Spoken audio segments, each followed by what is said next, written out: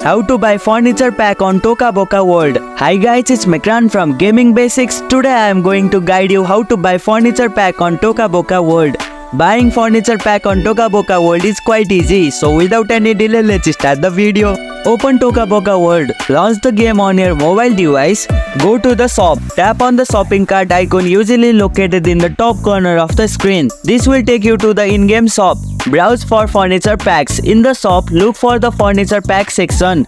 This might be under categories like design or building, home designer or something similar. Select a furniture pack. Tap on the furniture pack you are interested in. You can see a preview of the item included in the pack, such as different type of furniture, decoration and design elements. Purchase the pack. Purchasing the pack requires real money. Follow the prompts to complete the purchase through the App Store or Google Play. You will need to confirm your payment method to finalize the transaction. Download the furniture pack. After the purchase, the furniture pack will be downloaded automatically and be added to your game. And here you go, it's done. If you liked our video, press the thumbs up and share button. If you have any question, comment down below and don't forget to subscribe the channel for more tutorials.